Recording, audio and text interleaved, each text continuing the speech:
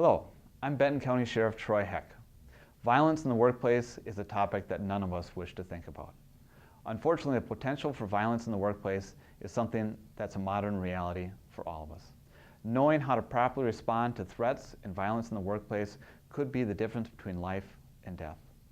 Maintaining public safety is a top priority of the Benton County Sheriff's Office, and we have produced the videos in this workplace safety series to show you how to best respond to threats or violence in the workplace.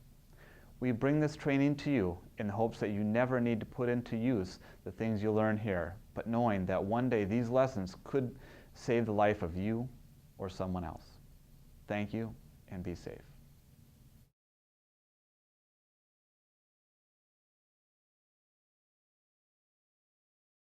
My name is Mary Spitzka. I'm the program director at the Sheriff's Office. This is Dave Kiki. He is the recreation director, and we make up the programs department. Combined, we have about 38 years here.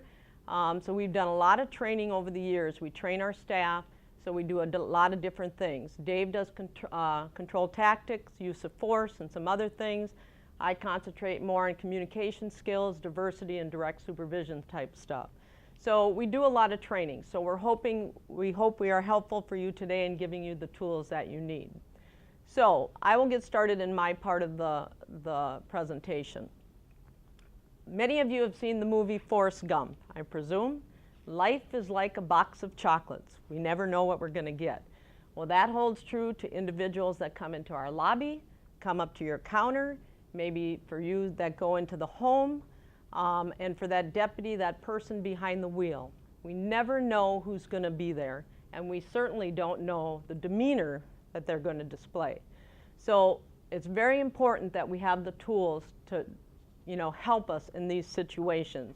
And as we know, as we've heard on the news and TV and everywhere, these things seem to be happening closer and closer to home. So it is important that we take note of the skills that we can use.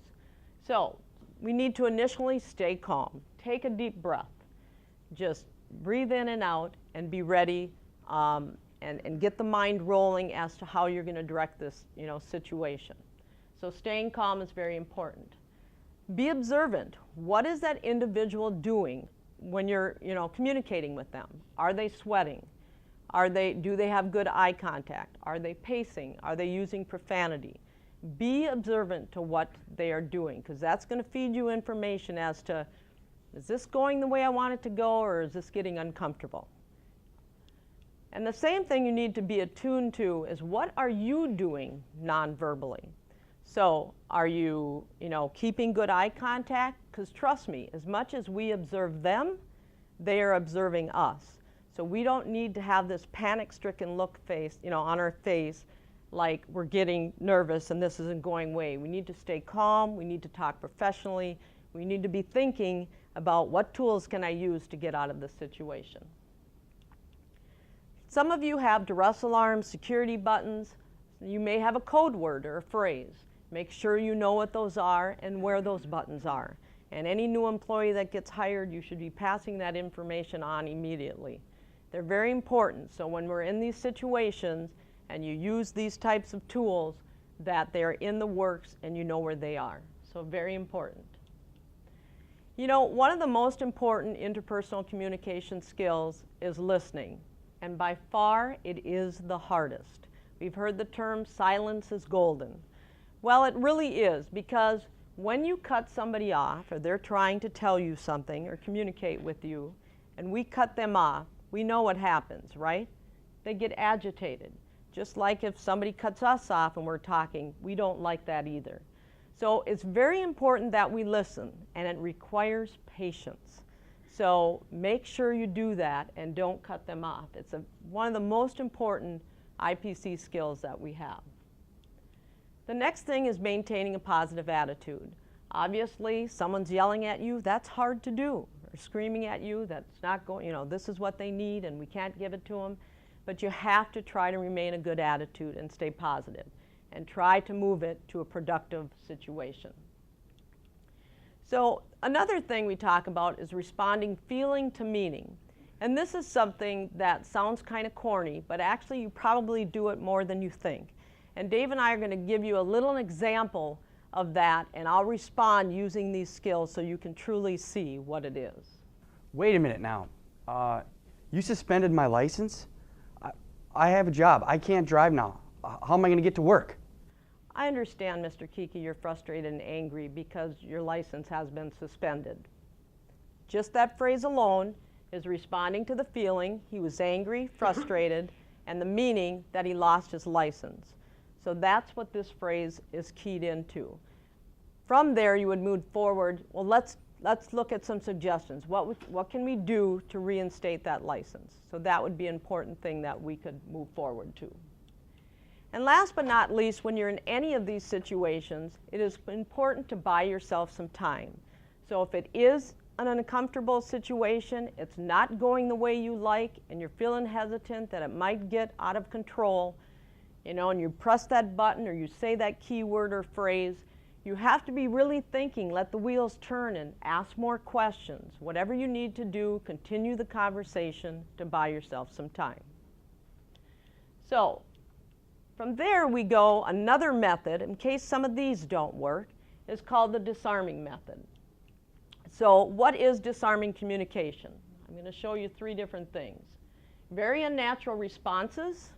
Responses are unexpected and throws the individual off balance. And the responses that neutralize the aggressive energy and diminishes their ability for further attack.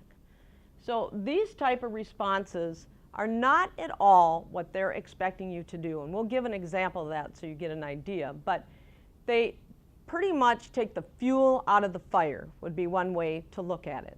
So, you know, when someone's yelling at you or, you know, being angry about something, they usually want you to get worked up too, right, and start yelling back. I mean, that's their goal. But when we do this type of thing, they're not prepared for that, and they're just kind of like, they don't know how to respond because they weren't expecting us to agree with them. And basically, that's what it is. Now remember, this is de-escalation. This isn't a point where it's out of control. This isn't something we do every day. So one of the techniques is thanking a person for confrontation. Sounds kind of crazy, but Dave and I will give you an example of that. Why? Why did you send my delinquent fines to collections? Now I have bad credit. You guys need to fix this. Come on. I'm sorry, Mr. Kiki, but I thank you for bringing that to my attention, because sometimes when we do that, the office doesn't quite understand how we impact your credit rating. That's an example of thanking for confrontation. You know, it's just not what they expect, and that's why it works so well. Finding truth in criticism is another technique. So sometimes they may say something and we would respond with, you know, Mr. Smith, I'll have to agree with you. Maybe we don't always do that. It's just, you know, giving them and catching them off guard and, you know, and along with thanking them for confrontation, saying, yes, you may be right.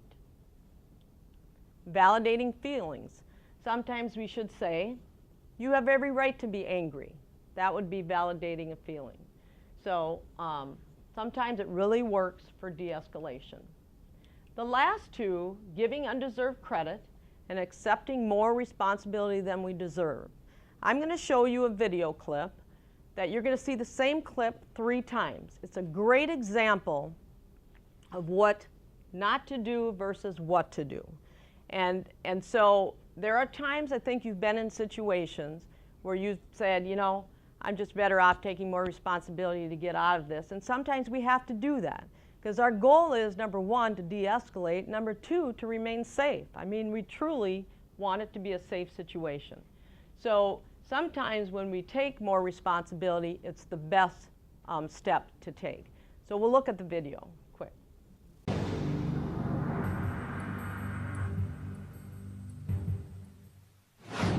I'm Michael Bain, and this is The Best Defense.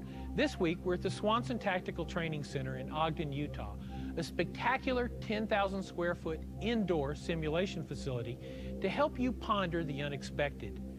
Now, realistically, unless you spend time with the criminal underclass on the proverbial bad part of town, you're unlikely to become the victim of violent crime. But there's always the unexpected, and you need to know your best defense. Hey, dude, watch where you're going. I apologize, man. Okay? Yeah, you better Sorry. apologize. I said I was sorry. Dude, watch where you're going. I said I was sorry, man. Just get away from me, all right? You know what? What are you, Don't tough put your shot? hands on me. Okay, just relax. You think you're Yeah, bad? let's do something then. think you're Let's bad? go then, huh? So you think you're bad? One very important layer in your personal defense system should be de-escalation. And this is actually one of the hardest things you'll ever learn because it means making your brain smarter than your ego. You need to remember that there's a big difference between defending yourself when you're attacked and getting into a fight. Anytime that you're confronted with a situation, what you need to do is make every effort to try to de-escalate the situation. Don't let it get to the point to where it becomes physical. Because what you think might be an easy fist fight, for him is an opportunity for a stabbing or a shooting.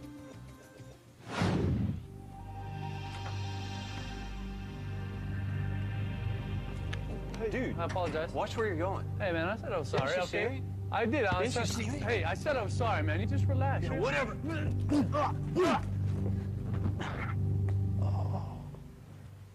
In this situation, Luke did a better job. He tried to talk the attacker down, he apologized, and he tried to diffuse the situation. But if you listen to the tone of his voice, it was still a bit edgy. Hey, man, I said I was sorry, you see okay? me? I did. Didn't you see me? Hey, I said I was sorry, man. You need Yeah, to relax. whatever. That allowed the energy to continue to build, and the attacker followed through with a violent assault. Fortunately, Luke had the physical skills to be able to defend himself effectively, as we've learned elsewhere on The Best Defense.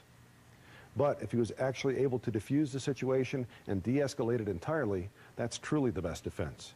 Let's see what that looks like.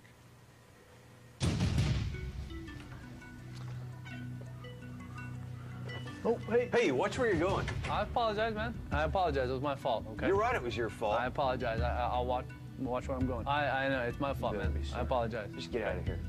Sorry.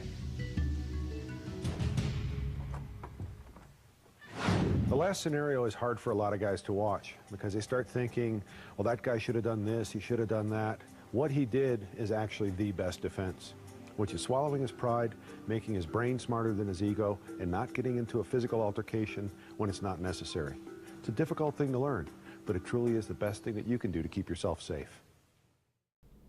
Okay, so I think you can see from at least the second to the third clip, he talked about his tone of voice was still a bit edgy. You know, he was doing the yes, I apologize, but that's why we really have to be keyed into how our voice sounds and staying that calm and moderate voice, because they still sense that. They can still sense how that's where that's leading them to. So why should we use disarmed communication? It truly does work in situations where it's necessary. So if we do it, it will diffuse the energy to a more productive outcome, and that's really what we're after. But sometimes even we do all of that, it still doesn't work, and we have to move to something more intense. So Dave will follow up on that situation. Thanks, Mary.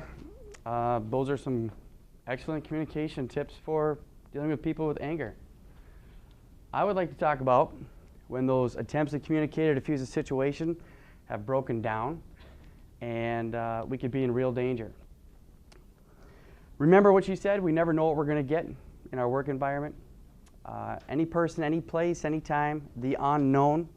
We don't know what's inside that individual emotionally, what they're bringing to us, and that can be a risk. But we can try to read behaviors and control our communication. We all know that anger is a normal emotion, correct? It's an emotion that can intensify. And if it intensifies, it can lead to violent behavior. That violent behavior, or that anger, that hostile negative energy, it can build, right? It can build to a critical point. If you can all recall an experience in your life or someone else's life, and the person could be on the brink of lashing out. Because once that anger builds to a point, it has to change into something else.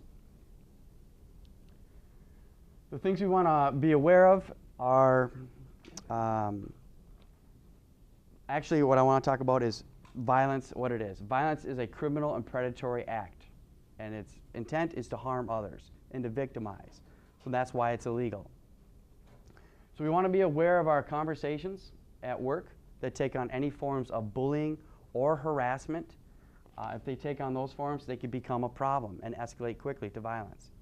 So some of the things that we need to recognize that are very obvious, those obvious situations where someone is belligerent, someone who is delivering verbal insults or threats, someone who might be oversensitive, using sarcasm, they might have a grudge, they might have some obsession with something in the office.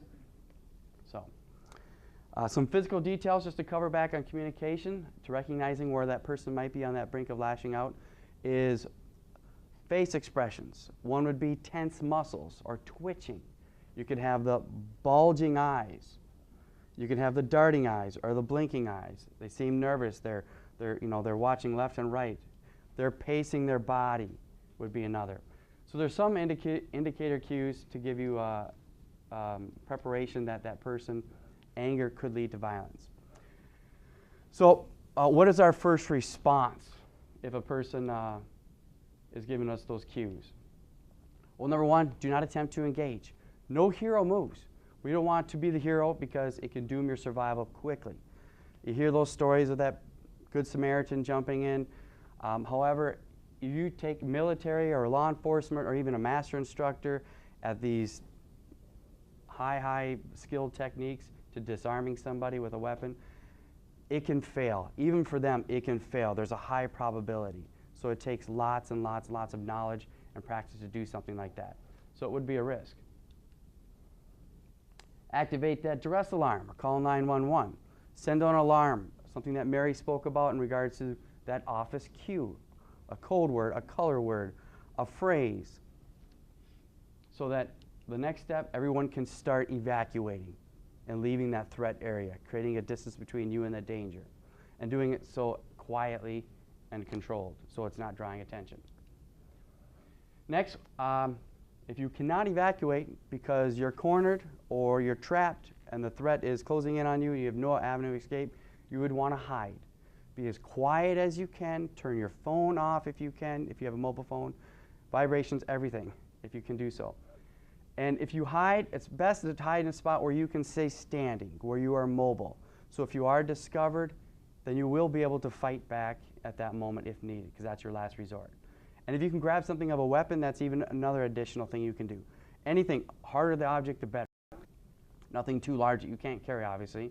A hard book, a keyboard, an iPad, a paperweight. Anybody got any deadly paperweights on their desk? So that's an option.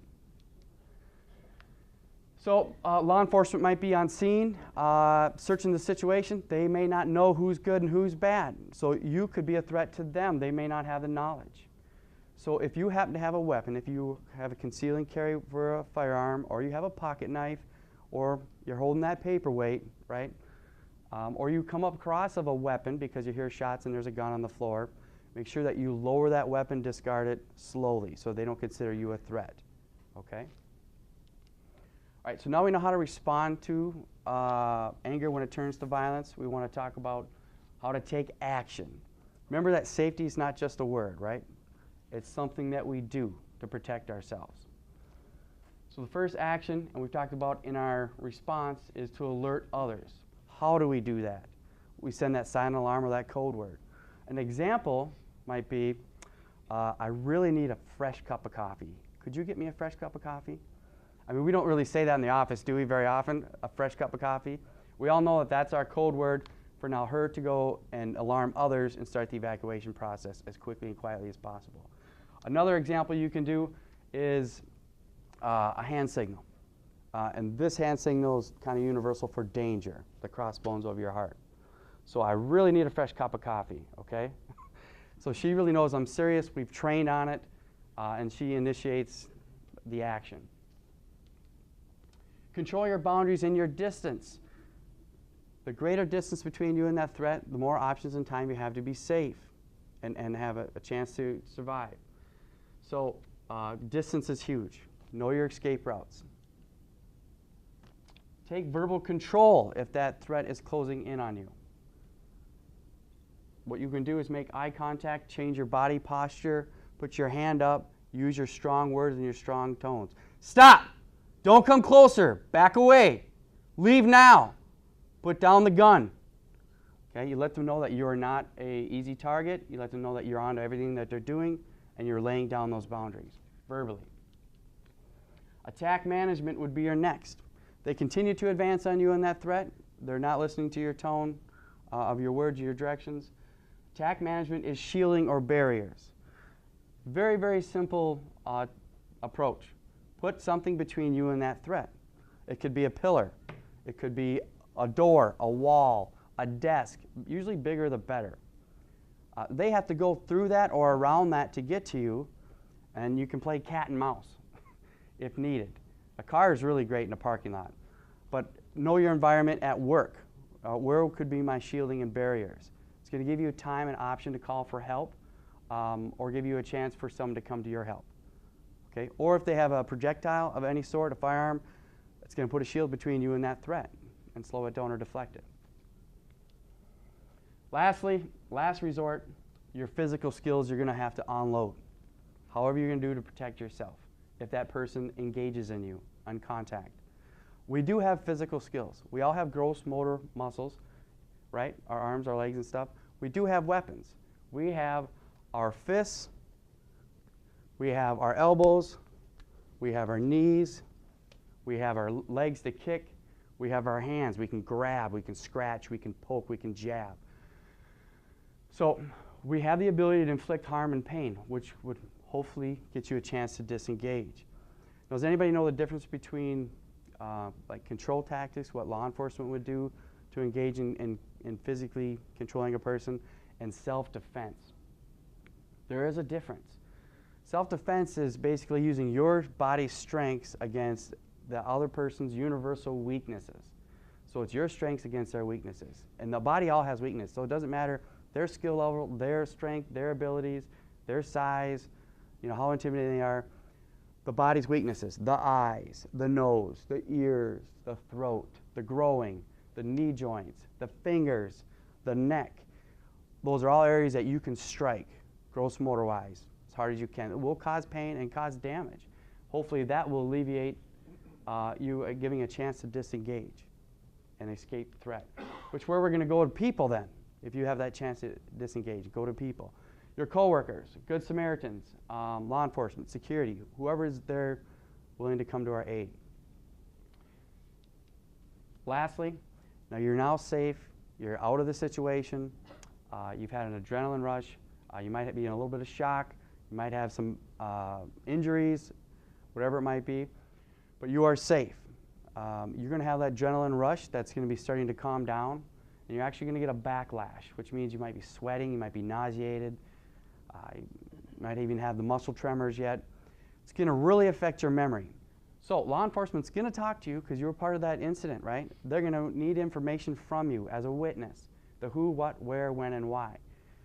And it's going to be difficult to answer some questions if you've been in a situation like that. So be prepared.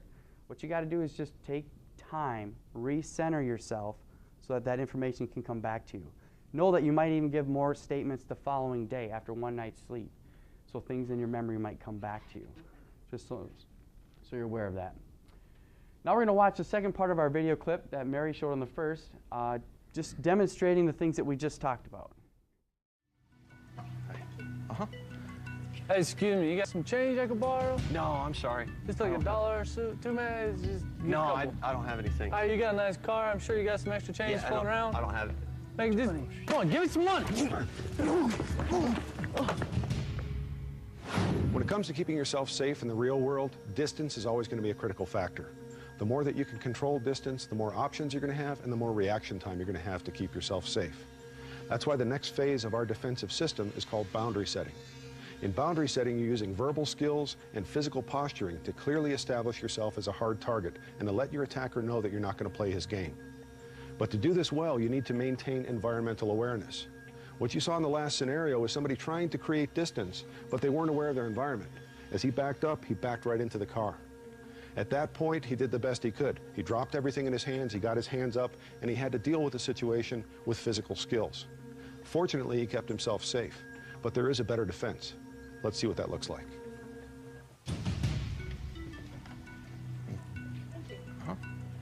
Hey, excuse me, You got some extra change you could give me? No, I'm sorry, I don't have anything. You just bought some stuff, and Yeah, I'd I'm imagine sorry, I can't help you. just a couple or something like that. I can't help you. Come on, bro, just a little.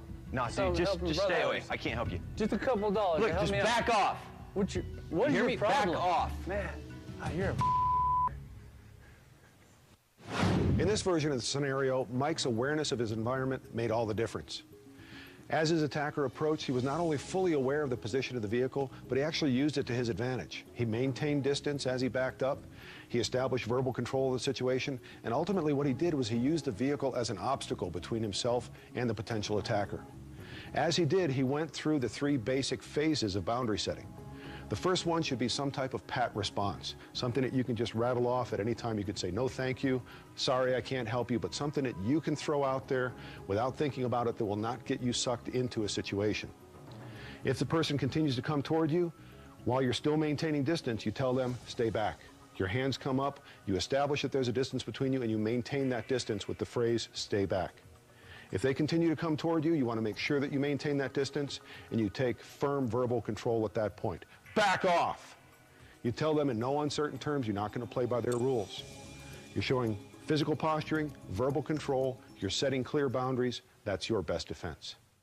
Okay, so in review, our best defense versus violence. Number 1 is remain alert. Be aware of your surroundings. Observe. Try to have a 10-foot bubble if you're in a public place or unknown, dealing with the unknowns. Some of you may or may not have that luxury. So try to create that distance if you feel like there's some warning signs. Be aware of what's going on. Use your sight and your hearing so you can determine and recognize what is a threat that might be closing in on your space.